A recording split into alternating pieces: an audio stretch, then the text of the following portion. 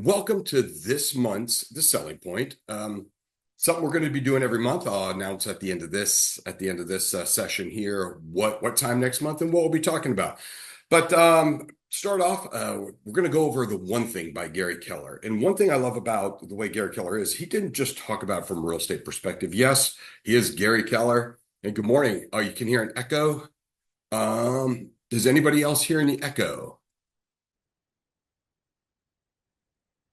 Okay, Maurizio, you may want to, I don't know if you want to pop in, pop back out just in case. Okay, so a couple others. Yes and no. Okay. Okay, some of y'all may just, if you have an echo, you may just want to pop out, pop back in just to see if maybe you're getting a little feedback on something. But we're going over the one thing, Gary Keller, because one thing we find out, the one thing to find out that we do a lot is we never really take time to focus in on what truly drives business. We do all these different things, but what's really the thing we should be doing to drive our business? Because once we do that, we find out we don't need to spend as much time doing that as we think we do. So it's all about winning through focus. And again, this is based off the book, The One Thing by Gary Keller. We're just going to give a very simple, practical approach to doing this. So, to tell you about myself, again, my name is Corey Knight. I'm the Director of Sales Training and Development for Silverton Mortgage. I'm also a sales performance coach. And all the agents on here are going, okay, why am I listening to this mortgage guy go on about how we're going to grow business? Well, what's interesting to kind of give you a little bit of my background and how I ended up sitting here presenting to you is I started off in the industry back in 1994. I know I don't look that old because I'm 12. I was 12 then, but I started way back then and just kind of worked my way through the mortgage end of everything. And then in 2005, 2000, I got moved from, and I'm based here in Atlanta, Georgia right now, but I got moved back home to my hometown of State College, Pennsylvania. I grew up at Penn State University and went back up there to kind of grow that territory there. And if you were in the business in 2005, you remember how great it was to be in real estate back then. It was the heyday, so to speak. It's like almost the wild west of real estate. And it was great, making lots of money, working a lot of hours. And one day I get a call, a little voicemail, and it's from my 7-year-old daughter. And she goes, "Hey, Mr. Knight, this is Caroline Knight. I'd like to schedule an appointment for 30 minutes of your time." And here I was spending so much time working that I wasn't giving her my attention. Even though we go to Disney or whatnot, the whole time I'm on my phone. And I said, okay, I may or may not be doing this thing all my life, but I will be a dad. So I need to change things up. So I got back out of the north. The snow was great as a kid. I did not enjoy it as an adult. I love to visit it and then leave it. So, excuse me, moved back down here to Atlanta, got into training coach consulting, primarily just mortgage people. So I was traveling all over the country, instituting sales training for mortgage companies, banks, credit unions, things like that. And then in 2011, 2012, I got recruited away by a very, very large bank in America. And I did national sales performance for them. But what they found out is I actually really connected with real estate agents a lot more. In fact, like my mortgage people, they're like, "Oh, here's mom telling us what we need to do again." So like Charlie Brown, blah, blah, blah, blah. And so I started going all over the country speaking to real estate agents, rooms as small as 20 or 30 and as large as 3,000 on how to grow business. Because one thing that business has changed so much, and one thing that people don't realize is that you're not in the real estate business. You're in a people business that happens to focus on real estate. Because according to NER, 94.6% of people do all their shopping online before they ever reach out to an agent. And a lot of you know this because you can sit there, you go to bed at night, and in the morning, one of your clients goes, "Hey, can we please see this house, this house, this house?" You're like still trying to rub the crust out of your eyes, going, "I didn't get a chance to see what new listings popped up." They're already looking, they're going. So what is it? What do we need to do to be in front of them when they're ready to make these kind of decisions? And so we put that's kind of what I go out and I teach. How do we go about getting these people when they're hot and ready? How do we stay in front of them? How do we attract them? How do we want to make them choose us? And that's one of the things we're going to talk about today. Again, I told you I live in Roswell, Georgia, just a little bit north of Atlanta. And it's me. I have the child that was 7 back then is now 30, and I have a 4-year-old granddaughter. And what's funny is I've got five other kids in the mix there too, ages 25, 17, 15, 12, and a 5-year-old. So yes, I do have a 5-year-old son and a 4-year-old granddaughter. They are best friends, and I cannot spoil my granddaughter because my son's like, Dad, no, this is not flying for me. So the reason I tell you about personally, I'm going to tell you some personal stories today so you know about me. Because really, this is how we connect with our clients too. We have to make it personal because this is very personal for them. They're changing their whole life. Everything they know about life is changing when they come talk to you and they say, Hey, I'm ready to close a chapter on my apartment, on the current house I have, and whatever it is, whatever's going on in their life, they're about to close that chapter and start a new one. And you are the one that gets to help hold that pen. So you need to respect that and work with them in that way to where you are talking transitionally, not transactionally. So to start off today, we got to start off with an activity real quick. Okay. So here's the activity I want everyone to do. Grab your cell phone, just get your cell phone out, get it out, and I want you to put on a timer. Okay. So I want everyone to get a cell phone out, put it on a timer. If you got a stopwatch timer, or else if you just have one on your watch, whatever it is, I just need you to get a timer. I'll give you just a moment to do that so you can get your timer ready.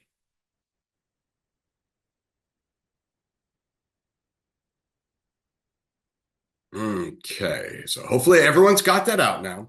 Now, here's what I want you to do. I want you to get your timer out, have it ready to tap that button, and I want you to time yourself doing this one activity for me.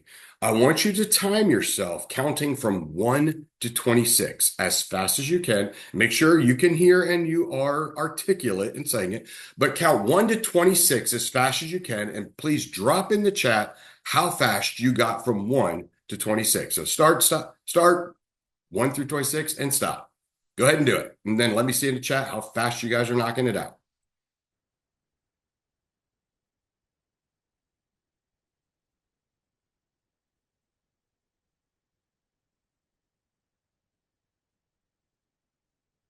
Okay, we got 5.1 seconds, 4 seconds. Lisa, 4 seconds coming in, 6 seconds, 6.73, 5.6 seconds, 6.2. I know some of you have a little higher times. I understand the pressure now because now I got to post this time. So people are going to ask. Okay, so look, if we're all about between 5 and 7 seconds, right? Okay, now we're going to do the timer. Reset that timer for me. And I want you to do the alphabet, A to Z, and how fast can you do that? And then drop that time in.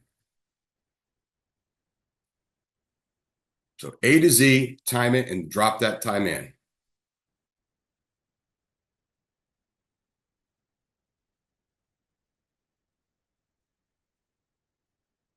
3.2. So your times are dropping. 4.9.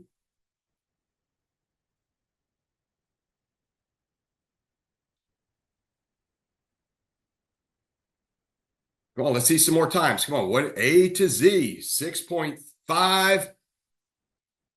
10 seconds. Maurizio in Spanish. I did this activity with some that did the primary is Spanish, and they were laughing so hard they had a hard time getting through what we're about to do next because that was hard enough for them. So Maurizio, sorry, but it's going to get harder. But try not to laugh yourself through it because they just thought it was hilarious. So check this out. Okay, excellent. Look at all the times coming through A to Z. Now, here's the kicker. Okay. Reset your timer one more time. And here's what you need to time yourself doing. I want you to do this. You're going to time yourself going 1A, 2B, 3C, 4D, all the way till you get 26Z. So go ahead and time yourself 1A, 2B, 3C, 4D, and then let me know that time in the chat.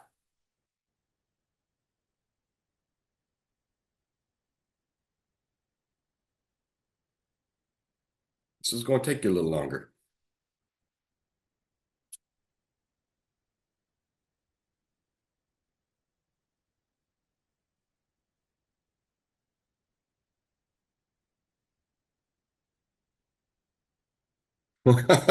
Yes, it is, Barbara. It's a lot of thinking and a lot of starting over.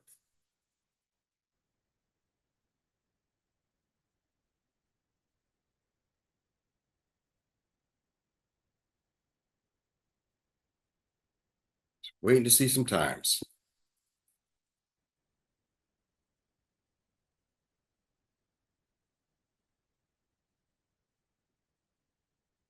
40 seconds, 36.5 seconds, 42 seconds, 41.93 seconds. Anybody hitting the minute mark? I've had many people hit the minute and a half mark because they keep messing up or start laughing, or you're trying to do it in English, which Maurizio, that's kind of what they were trying to do it in English, and they were giggling too much to really get through it all. It was quite entertaining to watch, and they were having time of their life. So if you notice, look at the time frame.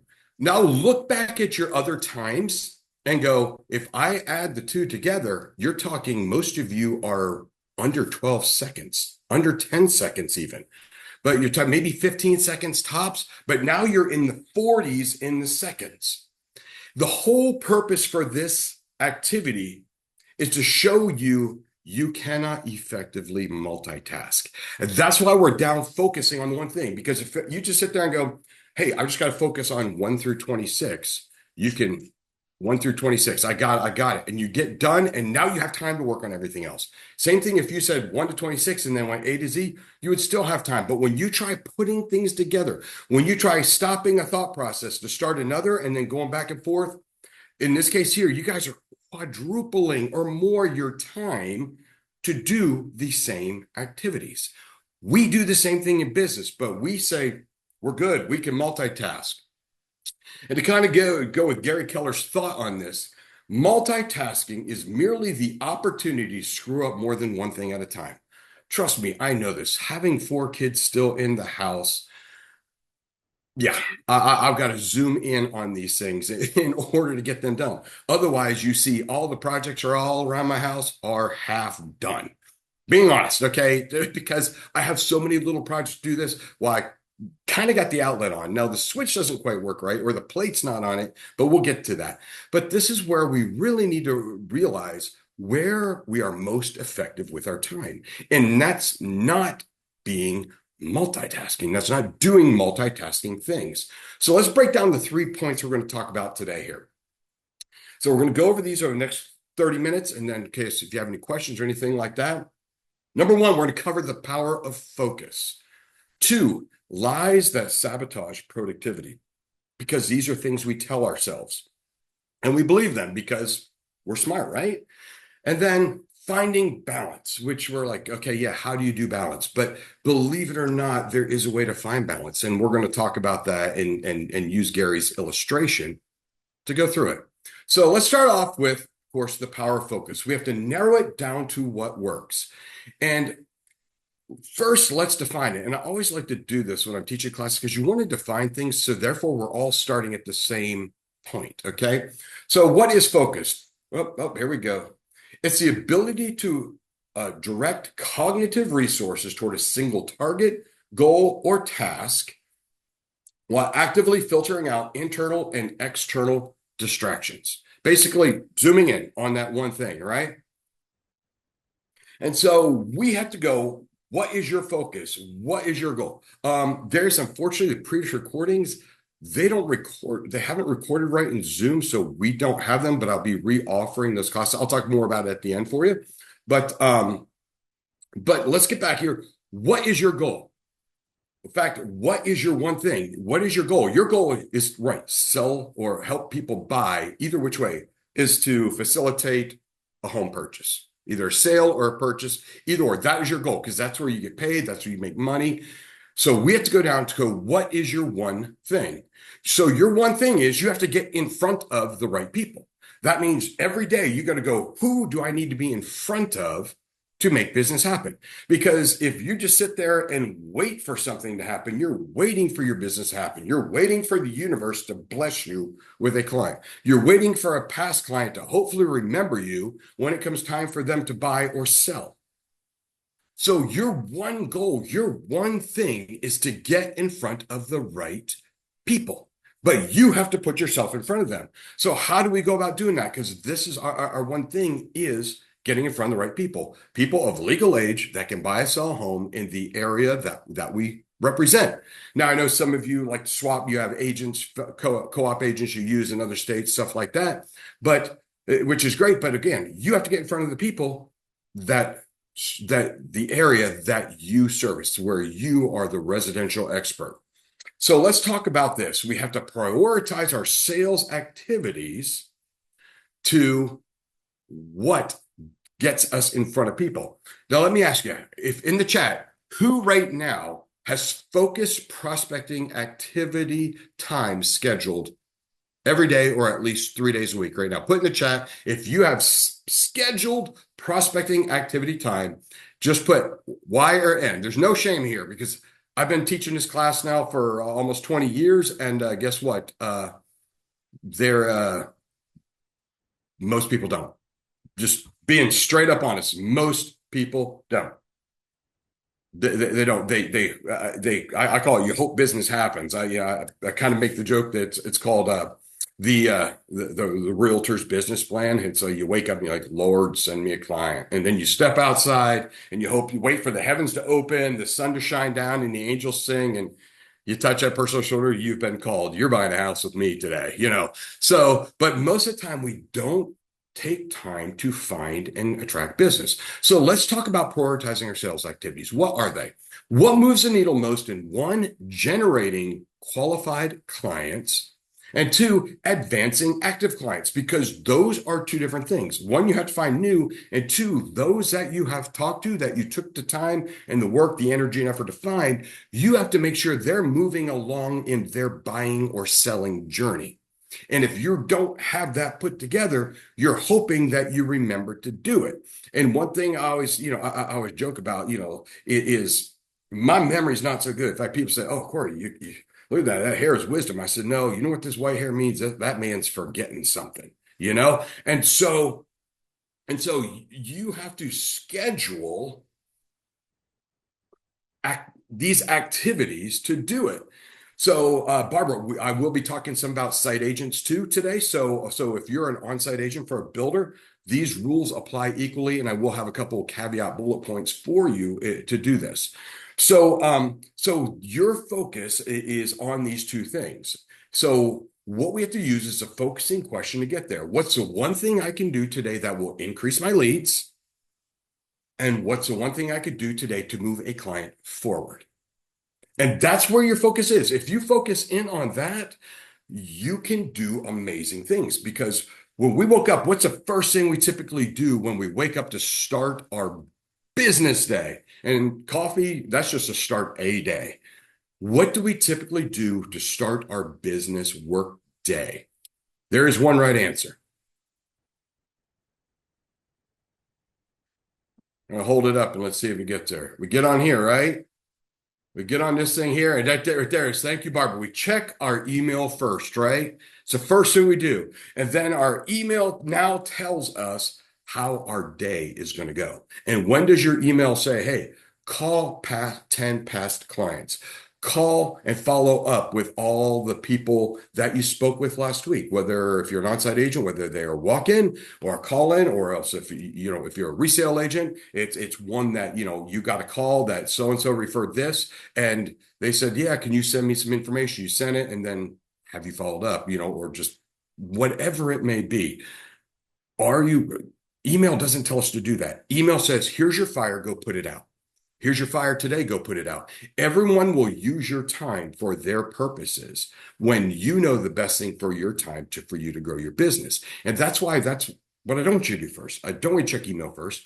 What's the one thing when I get up, okay, what can I do today to increase, to get more leads? And what can I do today with all the clients I've active potentials? What can I do to move them forward in the process with me?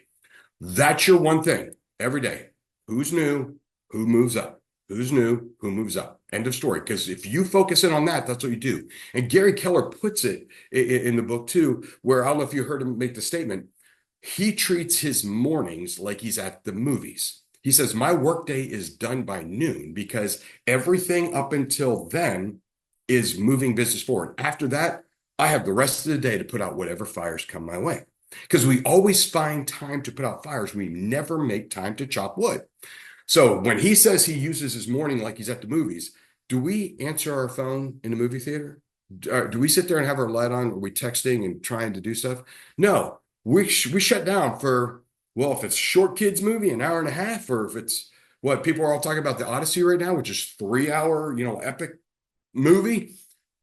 3 hours. We're shut down for business. We are in there. Well, he treats his mornings that way to where, guess what? I'm shut down. All this stuff is out. What drives the needle in my business? What makes me get more business? What makes me move my business to the next level? And that's where he focuses in on. And that's what you have to do too, knowing that these are the one things you got to focus on. So with using the focusing question, it comes down to this: small, consistent actions. If you notice, I have the word consistent underlined because that's where business is done. Consistent. In fact, one of my mentors and boss, when I got into training coach consulting, she said for her, the definition of success is simple disciplines repeated on a daily basis. A little bit every day, every day. I have another class that I'll be giving on here, Atomic Habits by James Clear, about growing 1% better. And that's all James Clear talks about is, if you've read Atomic Habits, it's about just doing one thing better every day, just a little thing every day. And that just compiles. So it's these small, consistent actions. And now, what are our consistent actions in order to get more clients, get more leads, and to move people forward? Number one, follow-ups. Got to schedule them. We'll talk about scheduling that. We got to follow up with people every day. We got to know, hey, put it in here. For me, like I said, gray hair means this man's forgetting something. I put everything in my phone. In fact, my wife even sends me invites, kids, band performance. We are going to dinner with family this night. Everything's on my calendar. If it's not my calendar, odds are it's not going to get done.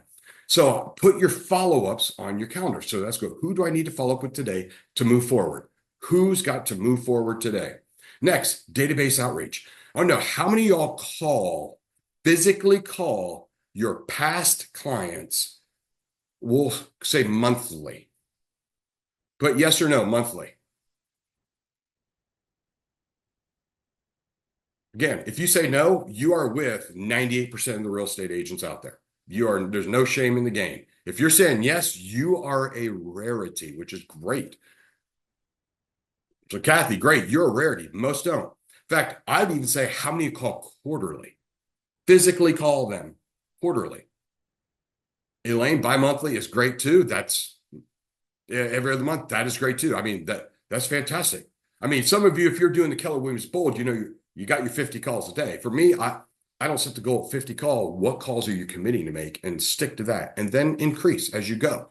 But database outreach, if you're not reaching out to your database, you are missing a huge chunk of your business. So database outreach, I have another class we'll be offering one of these months too. It's called The Power of Your Database. And all these classes too, by the way, you can reach out to me. I'll be sending some information out after. I can teach these too.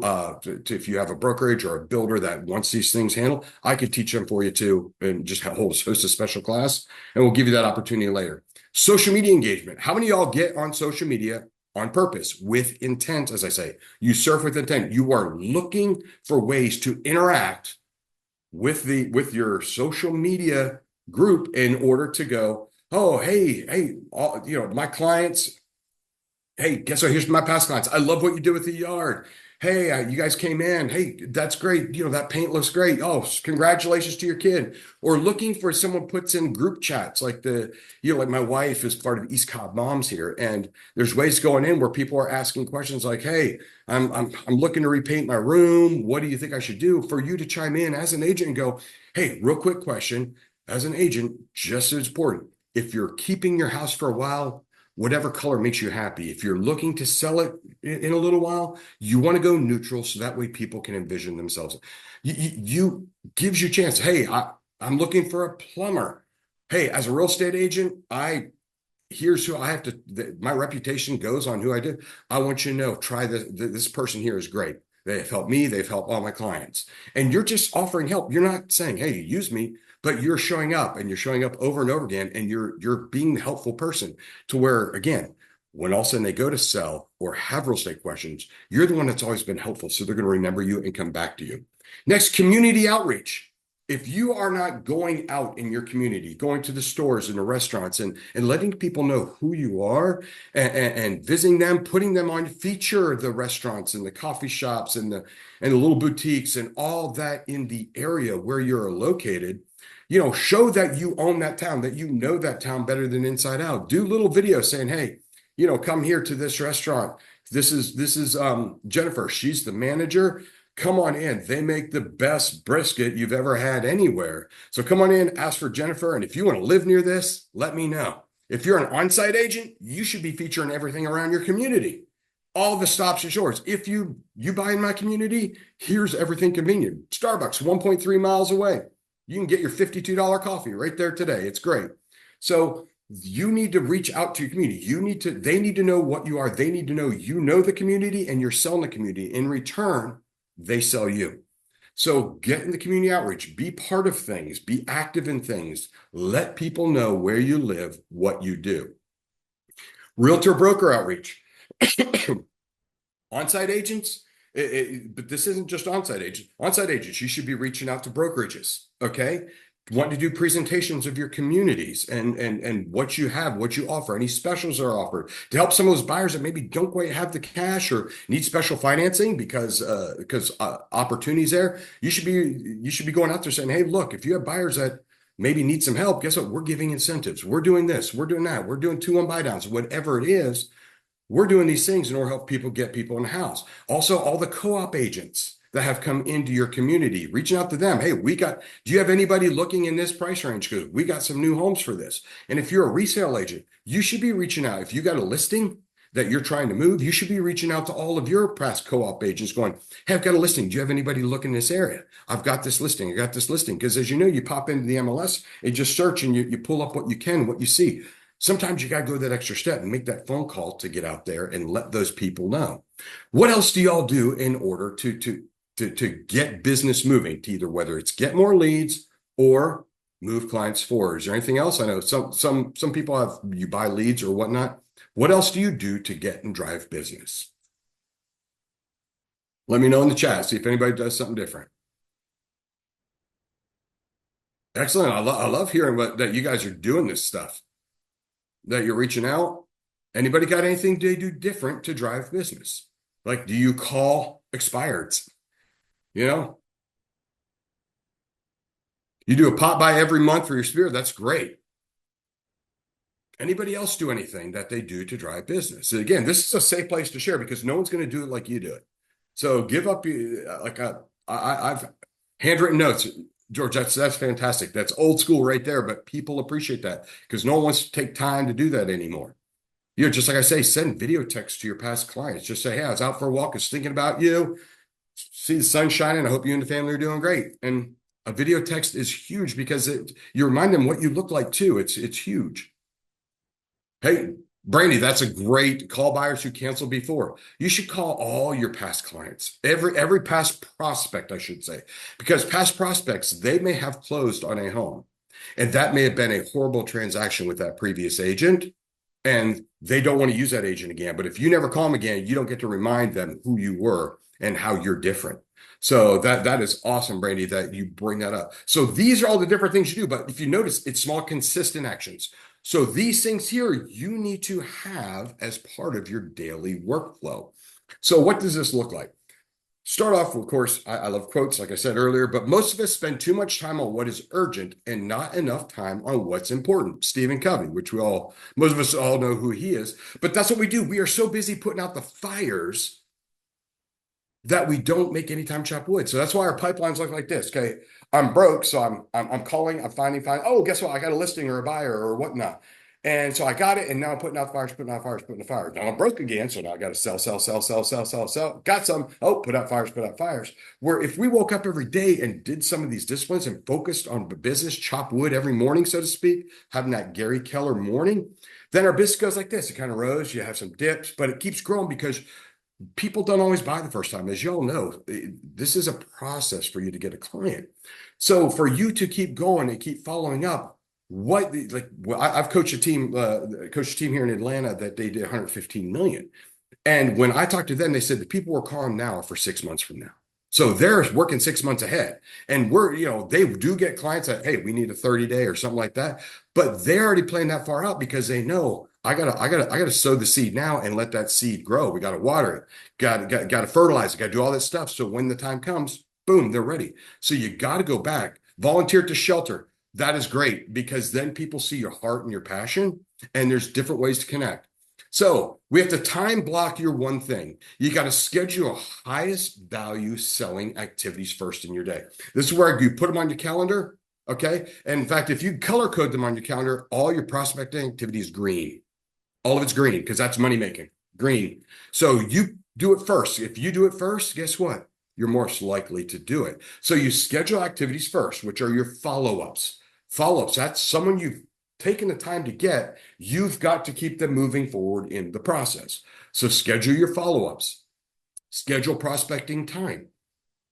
Set appointments because when you get in front of people, you close more business. It's hard closing business. It's much easier if I'm sitting there, I'm looking in the eye going, hey, let's get this house on the market today. Hey, this is a house you want to build today. Let's get you and your family in the next chapter of life. Set those appointments. The more time you meet with people, meet with HR, meet with relocation, all these things. You set these appointments to meet. When you're face to face, you perform much better. You have a captive audience. It's not just a voice over the phone. It's a person interacting with a person. Then what else do you guys do to value selling activities? Is there anybody do anything else other than these things here?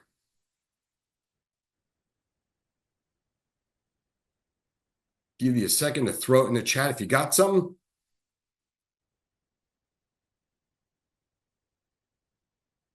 Because I think I kind of covered it, but I always like to open up because I never know what I'm going to learn.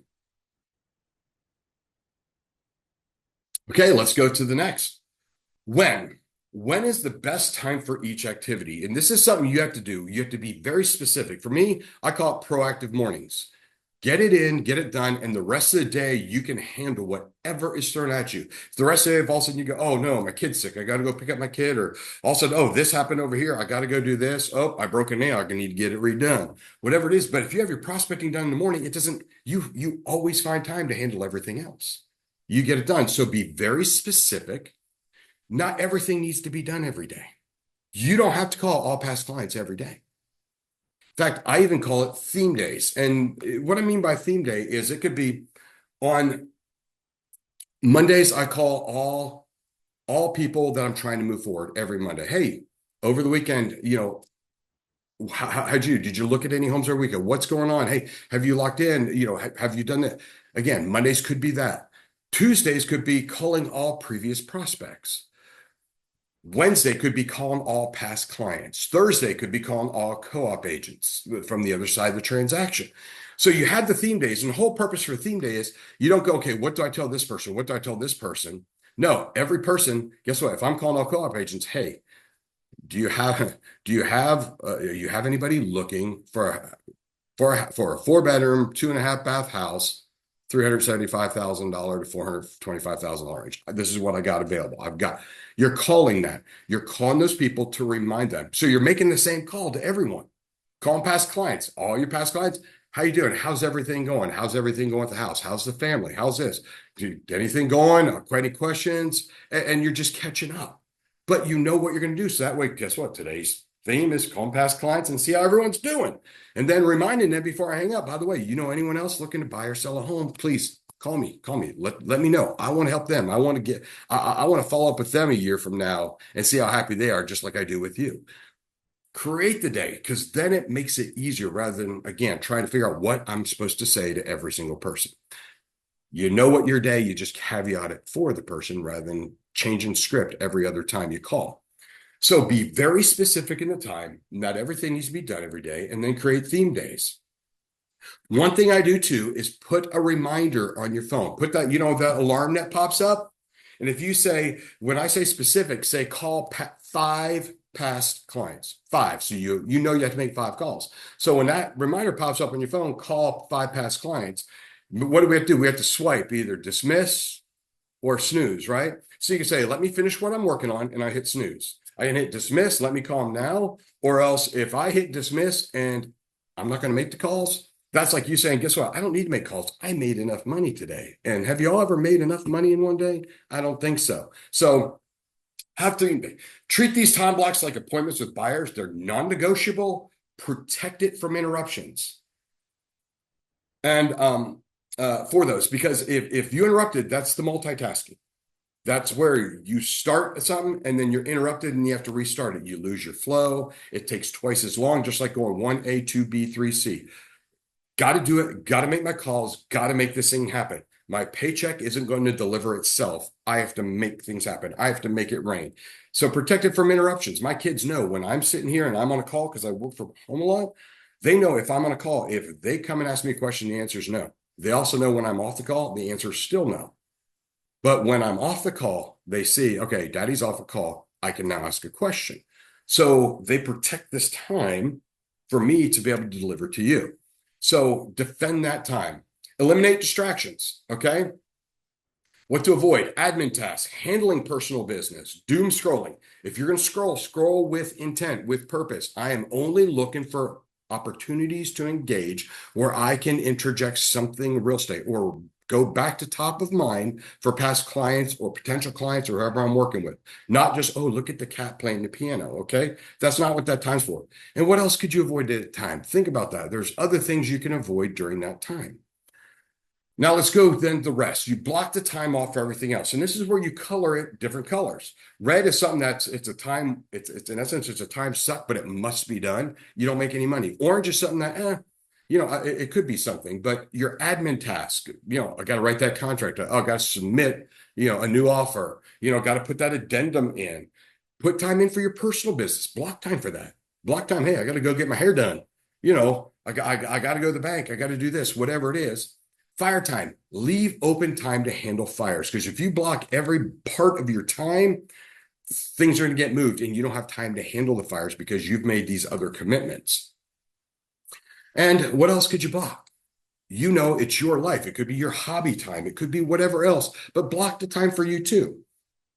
Now remember the sequence. When you focus on the right sequence, you shorten your sales cycle and increase your conversion rate. So when you focus on these calls all the time, you are actively engaging people on a daily basis, or really it is a daily basis because someone you call today may not call you back for 3 weeks. You don't know, but you're constantly keeping the sales cycle going. So you have to start small to win big. Small calls, make 5 calls.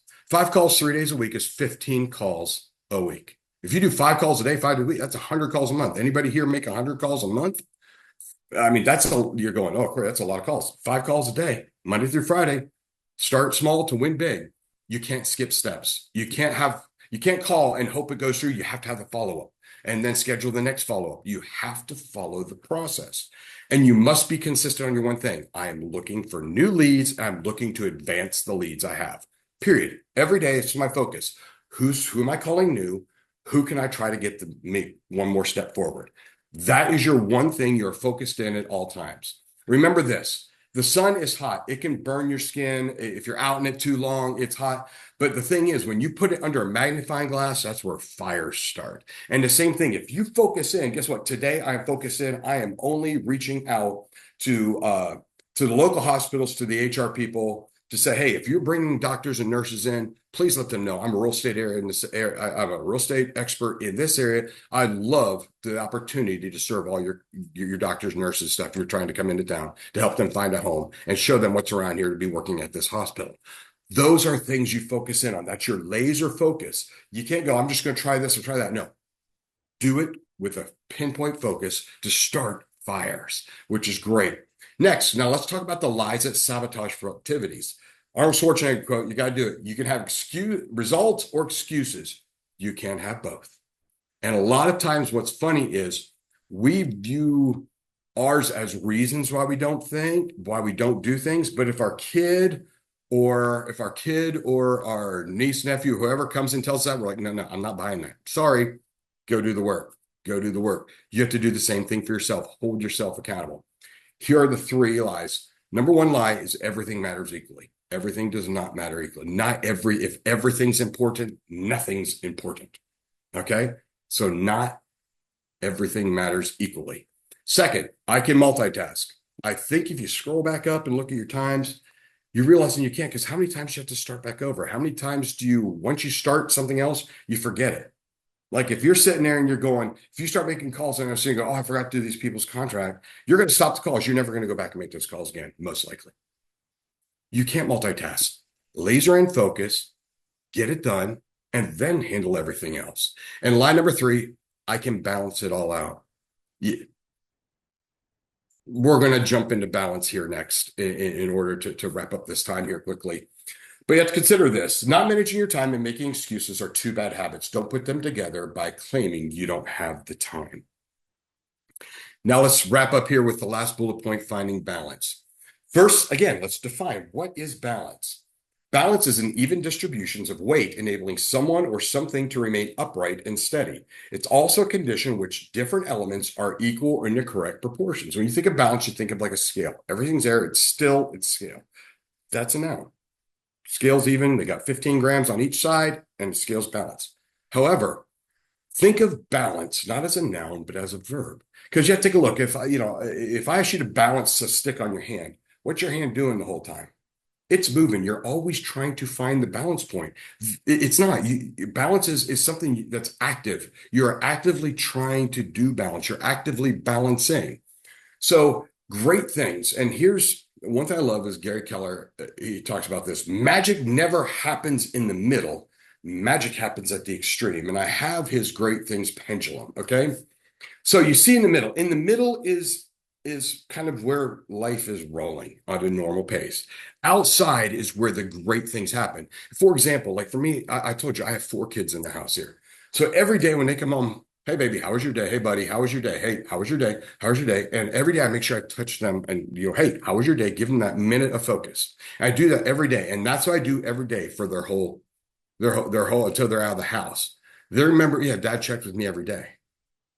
They may not remember that. But however, if I sit there and I go, you know something? Like this past weekend, I took my 2 boys, they're 5 and 12. I took them, we played indoor putt-putt, and then went to Bass Pro Shops for them just to look around. They're going to remember that. They're going to forget I checked with them every day when they came home. But the fact I took them out here and did this, I took my 17-year-old, we went and got sushi, just spent that time. That's where the memories are made. That's where the extreme things happen for our business. So you have to do the same thing. So when I'm working, like for me, my boundaries are when I am work, I'm at work, because when I shut off at 6:30 or so at night, I'm full-time dad and husband. But during the day, I'm sorry, I'm Corey, Silverton Mortgage, helping people grow. At night, I'm dad. No more Silverton, dad. That's because during the day, I get everything done to where I don't have to work on it at night. Now, I understand sometimes you got clients call and stuff. I get that. But if you focus and are proactive during the day driving the business, night times become a lot easier. But you can, again, if you want great things to happen, you got to laser in on making those leads and following up and move people forward.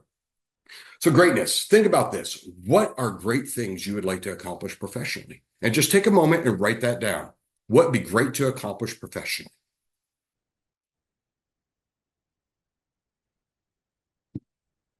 Could be close X number of transactions, could be to get your broker license. It could be, hey, I want to be an on-site agent. I want to sell this many. I want to list this many. I want to have an active pipeline of this at all times, or I want to be able to block my time. But just take a moment and write down what you would love to accomplish professionally. Now I'm just running in over here, but we're just about done. Next, I want you to look what'd be great to accomplish personally. Like for me, I focus in on doing individual things with my kids because they'll remember the individual. I also focus in on taking care of Corey. I jokingly called 2026 as a year of Corey. I'm on my 9th book. I'm eating healthier. I'm working out more. I needed to take care of me. I wasn't doing it. I was so worried about everyone else that I was on the back burner. And then I couldn't be there for everyone else because guess what? They say if you don't take care of yourself, the doctor's so your body's going to tell you you're going to stop and take care of me. And that's what happened to me. So therefore, I stopped and took care of Corey. Block your time. Next, you have to create a plan for success. Okay. what steps you need to make each of your great things happen. And you have to plan them out and you have to prioritize them. Okay, if I'm going to run a marathon, if you picked, I want to run a marathon, what does that look like? Is that a priority or is this down here a priority? The one thing you have to choose when you're looking at these things, you must choose which one's a cost is to break. And Jared Keller illustrated it like this. It's like juggling a bunch of balls. You can juggle a ball, you can juggle a ball. You drop a work ball, it may bounce. But you drop this family ball over here, it may crack and it could break because you're just not giving the attention. That's where your focus needs to be. That's your one thing right now. That's what you got to focus on. Hey, I got to get my relationship right. I've got to do this. I've got to take care of my health. Or it could be, guess what? I got to take care of my work. Otherwise, I can't take care of anybody else. And I got to focus in on that. So you have to, which ball be costliest to break? Because that's what needs to be your priority first. Then schedule it on your calendar. And then how often? Y'all talked about it in here daily, weekly, bi-weekly, monthly, bi-monthly, quarterly, semi-annually, annually. You've got to schedule that out. And remember this, nobody's life is ever all balanced. It's not. It's a conscious decision to choose your priorities every day. Great quote by Elizabeth, because every day your priorities change. Tomorrow may be follow-up day because guess what? I have all these people. I got to move them forward. Next day is guess what? I don't have anybody. Next week is nothing but I need new leads. So I have someone to follow up with. So every day you need to make a choice. What is your priority? What is your one thing for that day? Bringing it back around, we talked about the power of focus, lies that sabotage productivity, and last but not least, finding balance. So these are the things that you need to focus on. And remember, your one thing is new leads and moving my current leads forward, getting them to the next step. So are there any, last quote, because again, one more quote. Remember, nothing happens overnight. Remember, it's daily. It's consistent. It took Lionel Messi 17 years, 114 days to become an overnight success. The same thing's going to happen to you. What seed you sow now grows into that tree later, but you have to sow the seeds every day in order to have a forest. You can't throw a few seeds down and hope everything works out. And you can't dig it back up to check on it because then it will never grow. So understand this takes time, but you build and build and build, and you keep just doing the activities, and you will find that your pipeline grows. Like I said, the big team, they're working on deals for 6 months from now. You got to be looking at the same. Any questions for me as we close up here? So feel free to throw it in the chat. I know again, just a few minutes over. Okay, well, I'm going to be sending out a survey to everyone. Thank you so much for joining me today. Hopefully you enjoyed that, got something out of it. This is also, I do have this as a 2-hour workshop that dives into it a little bit deeper. If you are interested in any trainings or anything I do, again, we'll have a survey coming out, and basically our Silverton representative will be reaching out to you too to see if there's anything that we can do for you. Join us next month. I'm going over Ritz-Carlton service, how the way you treat and serve a client can lead to greater referrals. It's sort of like Maya Angelou said, people typically don't remember what you did for them, but they remembered how you made them feel. And we're going to dive into that next month, which is September 15th, 10 a.m. Eastern Standard Time. So looking forward to it. In the meantime, if you want to reach out to me, here is my contact information. Y'all have a wonderful rest of the month of August.